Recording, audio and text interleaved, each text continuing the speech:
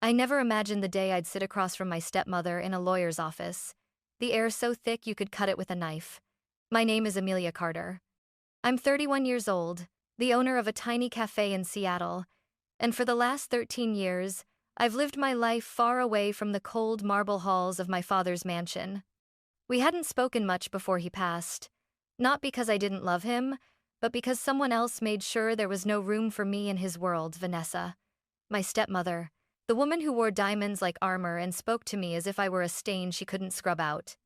Now, here she was, smiling smugly, certain she knew exactly how the reading of my father's Daptive 154 million will would go. I thought I did too, until the lawyer turned the page and smiled. Before Vanessa, before the bitterness and closed doors, there was sunshine. I grew up in Portland, Oregon, in a house that always smelled faintly of my mother's lavender hand cream. My father, Richard Carter, was a tall, commanding man, but at home he was simply dad, warm, playful, and unafraid to make a fool of himself just to hear me laugh. My mother, Claire, was his opposite, in every way gentle, soft-spoken, and endlessly patient. We weren't rich back then, not in the way people think of wealth. My father owned a mid-sized construction company and worked long hours, but our lives were comfortable. Weekends meant pancakes in the kitchen, my father in an old flannel shirt, and my mother humming as she watered the roses outside. I remember the way she looked at me like I was the best thing she had ever done. When I was 9, everything shattered. It was late autumn, the kind of crisp day where the air stings your cheeks. My father was out of town on business, so my mother picked me up from school. She'd promised we could stop for hot chocolate before heading home. We were crossing a quiet intersection when a delivery truck, ignoring the red light, barreled toward us. I still remember the screech of tires, my mother's sharp gasp, and the sudden, crushing impact. The next thing I knew, I was on the pavement, my leg throbbing, my ears ringing. My mother wasn't moving. Her hand, which had been holding mine just seconds earlier, now lay limp on the cold asphalt. I don't remember screaming, but people told me later I wouldn't stop calling her name. She died before the ambulance reached the hospital. I spent weeks in a fog, shuttled between relatives while my father buried himself in work. He tried to be strong, but I could see the cracks the way his voice caught when he said her name, the hollow look in his eyes when he came home to an empty bed. For a while, it felt like we might heal. My father and I had each other after all. We'd eat dinner together in silence, sometimes holding hands across the table. On weekends, we'd visit her grave, bringing fresh roses even when snow covered the ground. But grief is a strange thing. It can bind two people together or slowly pull them apart. My father began taking more business trips, staying away longer each time. I told myself it was just work, that he was coping in his own way. But deep down, I sensed that something was shifting. I didn't know then that the woman who would change everything for me was already moving into his orbit. That one day, the warmth of my mother's lavender-scented home would be replaced by cold marble floors and the clink of champagne glasses, and that the distance between my father and me was only just beginning. I was 11 when my father first mentioned her. He'd come home from a business trip looking lighter. There was a new spring in his step, the kind I hadn't seen since before the accident. Over dinner, he casually said he'd met someone special. I remember staring at him, fork frozen halfway to my mouth, unsure how to respond. I wanted to be happy for him, but some instinct in me whispered caution. Her name was Vanessa Price. She was a real estate agent, younger than my father by nearly 20 years, with glossy chestnut hair and a smile that seemed more rehearsed than genuine. Our first meeting was at a downtown steakhouse. She wore a diamond necklace that caught the light with every movement, and perfume so strong it clung to my clothes for hours afterward. At first, she was polite, too polite. Her questions about school and hobbies felt like items she was ticking off a list. She laughed at my father's jokes a little too loudly, touched his arm a little too often. I was too young to put words to it then, but now I know. She was performing. Not for me, for him. 3 months later, my father announced they were getting married. From the moment Vanessa moved into our house, it stopped feeling like home. She had the living room repainted in stark white, replacing my mother's rose-patterned curtains with heavy silk drapes in a deep burgundy. Family photos disappeared from the hallway, replaced by abstract art in gold frames. The scent of lavender that used to float through the air was replaced by Vanessa's sharp, musky perfume. It wasn't just the house that changed. My father changed too. He started dressing differently, talking about networking and social appearances.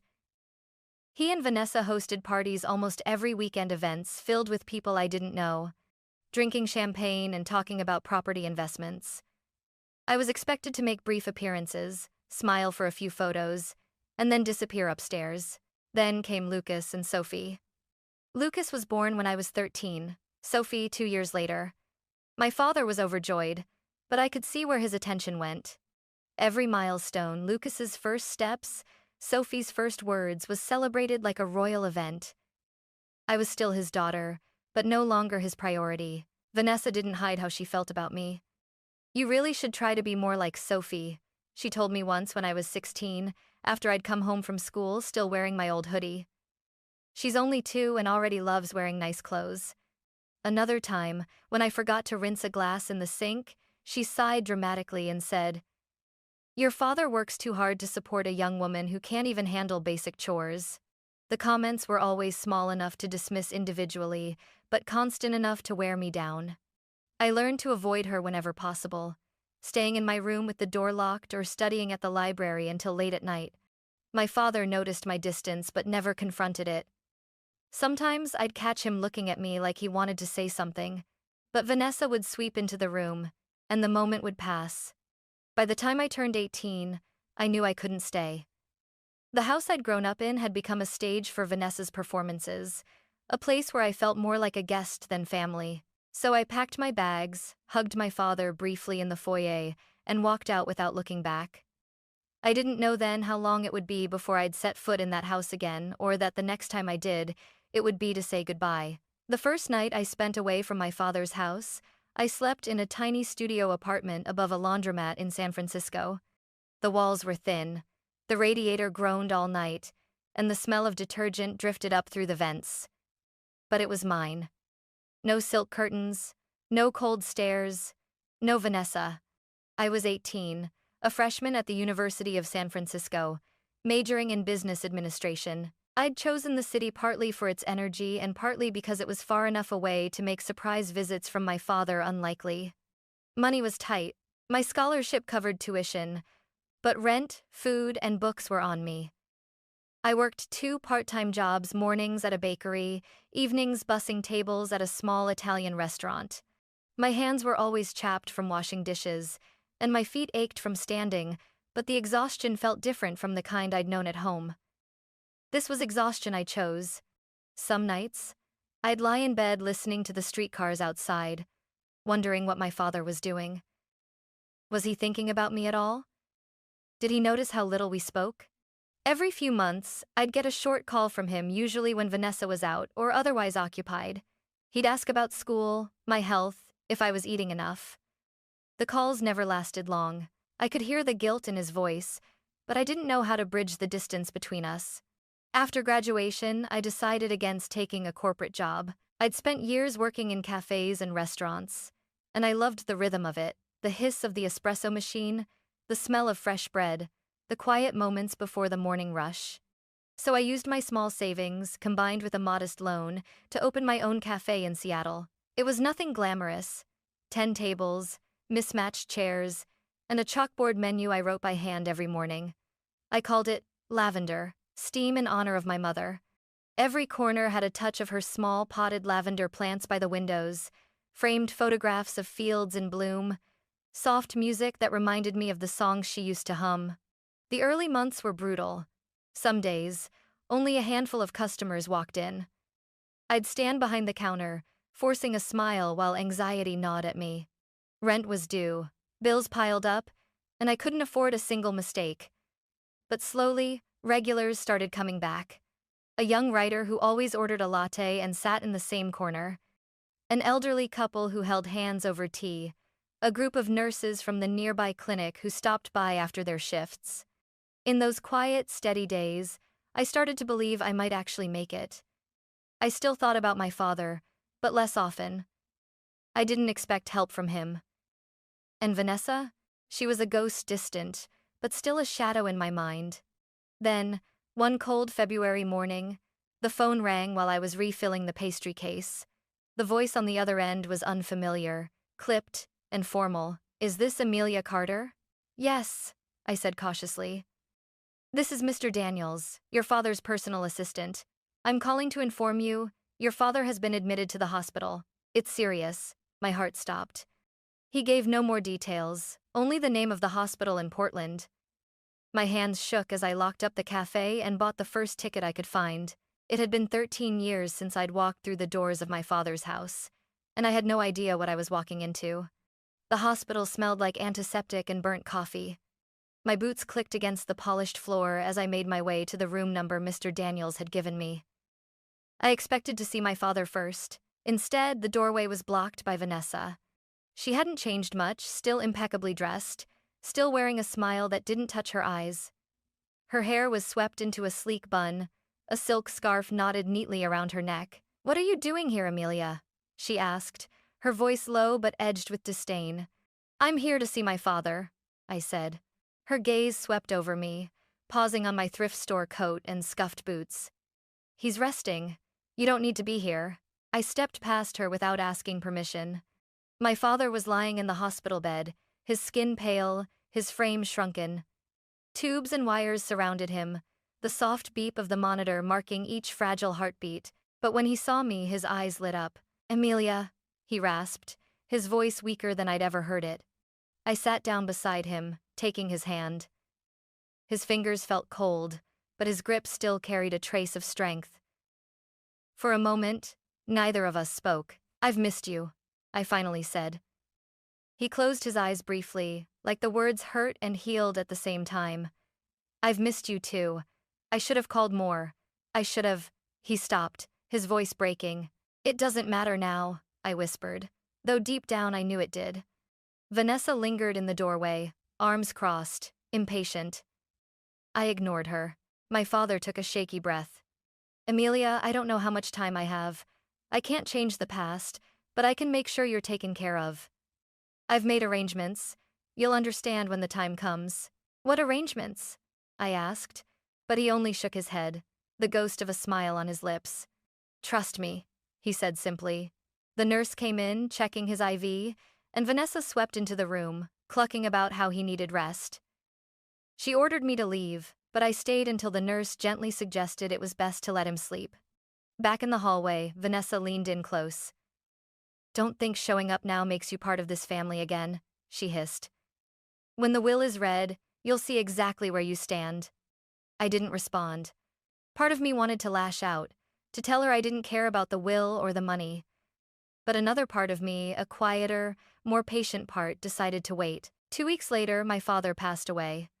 The call came early in the morning, from a number I didn't recognize. It was Vanessa. "Richard's gone," she said flatly. "The funeral is Saturday. You can come if you stay out of the way." Her tone was ice, but I agreed. Not for her. For him, and for the unanswered question that had taken root in my chest. What arrangements had he made?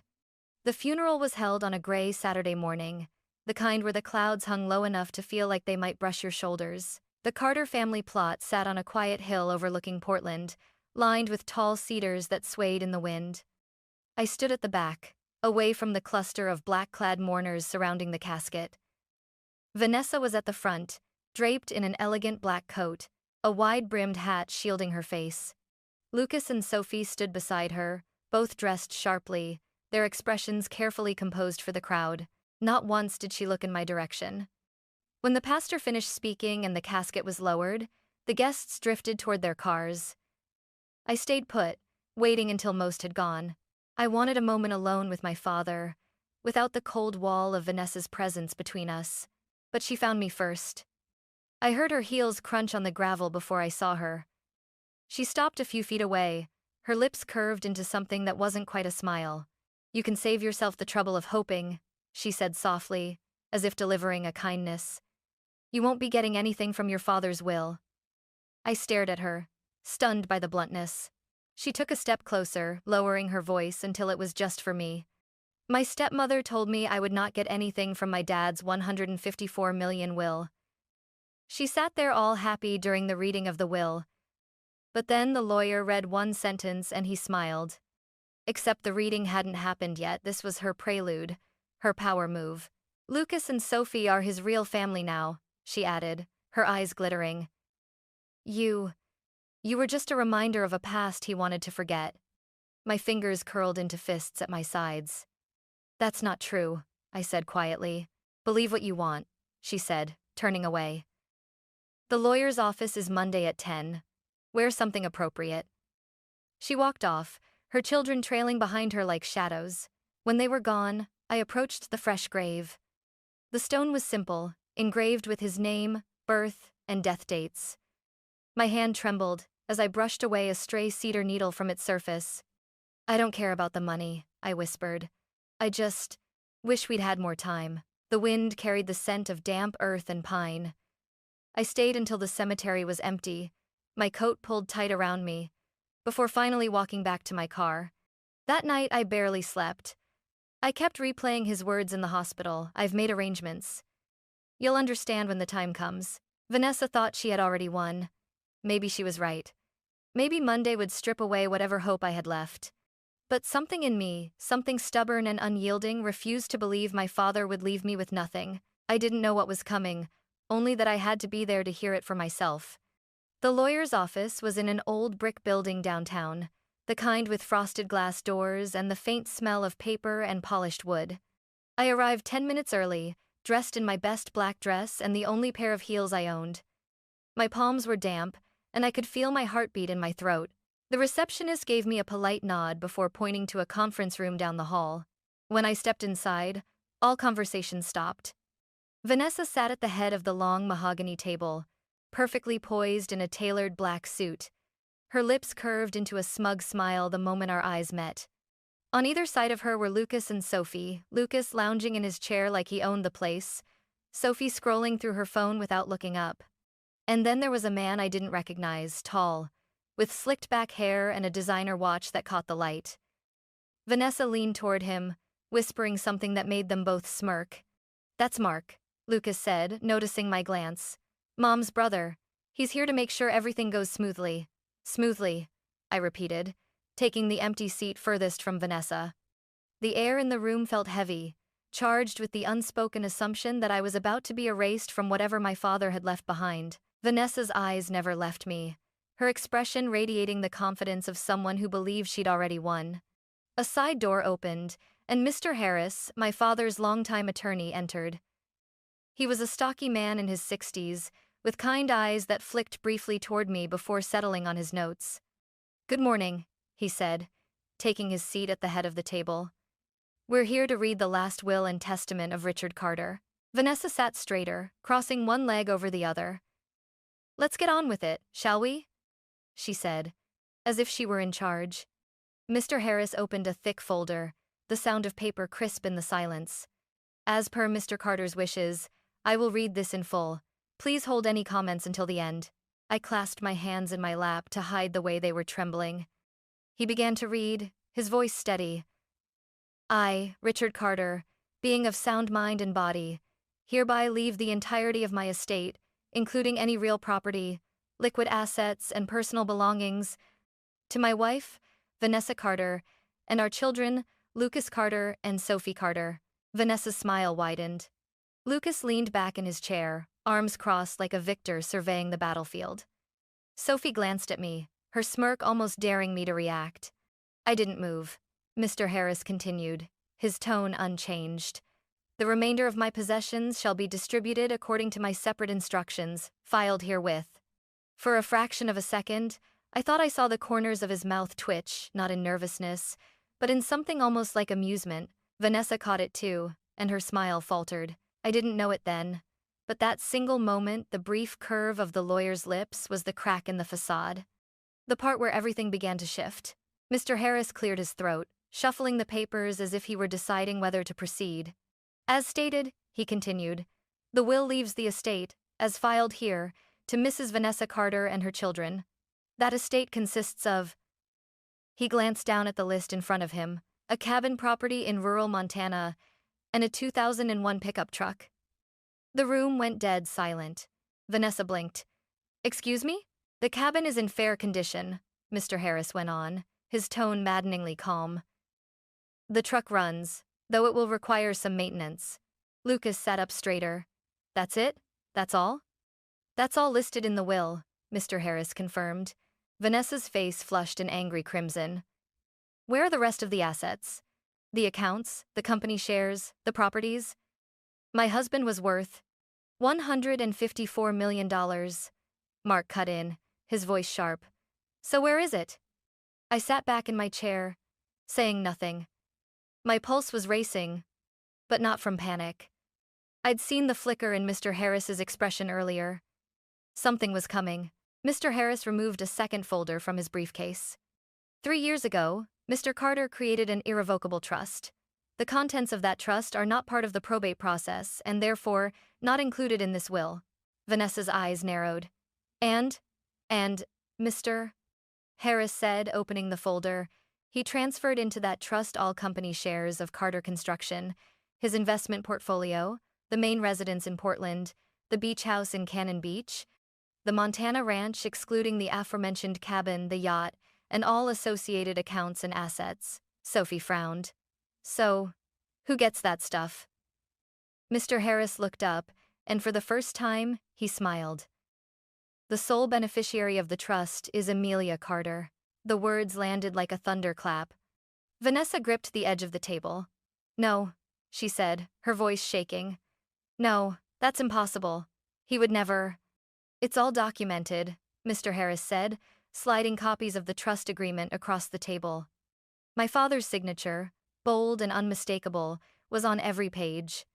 Lucas slammed his hand on the table. You manipulated him, didn't you? He spat at me. You came crawling back at the end, pretending to care. I hadn't spoken to him in 13 years, I said quietly. I didn't even know about this until now. That's a lie. Vanessa's voice was high, almost shrill. You don't deserve any of it. I was his wife. I took care of him. Mr. Harris's tone didn't change. Mr. Carter made his decision well before his illness. His instructions were clear. Emilia alone was to inherit the trust. He said she understood the value of his work and would protect the legacy he built. The room erupted. Lucas muttered curses under his breath. Sophie started to cry, and Mark accused Mr. Harris of hiding assets and threatened legal action. Vanessa just sat there, staring at the documents as if they might rearrange themselves if she glared hard enough. I didn't gloat. There was no satisfaction in watching their faces crumble, only a strange mixture of sadness and relief. Sadness for all the years lost. Relief that my father had, in his own way, remembered me. Vanessa finally rose from her chair, her movements stiff. This isn't over, she hissed. I'll fight this in court. You're welcome to try, Mr. Harris replied, his smile polite but unyielding. But the trust is airtight. She swept out of the room, her heels striking the floor in sharp, angry bursts. Lucas and Sophie followed, Mark lingering just long enough to glare at me before storming after them. Suddenly, the conference room felt enormous and empty. Mr. Harris gathered the papers and slid them toward me. It's a lot to take in, he said gently. But he wanted you to have the means to do something meaningful with no strings attached. I ran my fingers over the edge of the documents, my throat tightening. He really thought I could handle all this? Mr. Harris nodded. He told me once, she's the only one who understands what it cost me to build all this. She's the only one who will protect it. For a long moment, I couldn't speak. The image of my father in the hospital bed came back to me the way his hand had squeezed mine. The faint smile when he said, "Trust me." I finally stood, tucking the folder under my arm. Thank you, I said, my voice low but steady. As I left the office, the winter sunlight spilled across the street, cold but bright. For the first time in years, I felt like I could breathe. The first thing I did after the will reading was drive straight to Lavender, Steam. My cafe had been my world for years, my sanctuary, my proof that I could build something on my own. I unlocked the door, flipped the sign to open, and let the familiar smell of coffee and lavender wrap around me. The regulars came in one by one, greeting me with the easy warmth that had nothing to do with money or inheritance. But now, everything had changed. Over the next few weeks, I met with Mr. Harris countless times, going over the details of my father's trust. There were properties to manage, investments to understand, and employees at Carter Construction who looked to me for leadership. It was overwhelming at first, like being handed the keys to a city I didn't yet know how to navigate. Still, I approached it the only way I knew how, one step at a time. I kept the cafe open, not just because it was profitable, but because it kept me grounded. Every morning, I still brewed coffee, wiped down tables, and listened to people's stories. One afternoon, I visited my father's old office. It was exactly as he'd left it: polished desk, framed blueprints, a faint scent of cedar from the bookshelves. In the top drawer, I found a sealed envelope with my name on it. Inside was a single note in his handwriting. "Emilia, I wish I had been braver sooner. I can't give you back the years we lost, but I can give you the tools to build the future you deserve. Trust yourself." I always did. I read it twice, my vision blurring. Then I placed it back in the drawer, knowing it belonged there. Vanessa never contacted me again. I heard rumors that she sold the cabin and moved out of state, but I didn't care to confirm them. As for me, I carried my father's legacy forward not as a prize I'd won, but as a responsibility I'd chosen. And every time I unlocked the cafe door in the morning, I whispered the same words he'd once told me. "Trust me,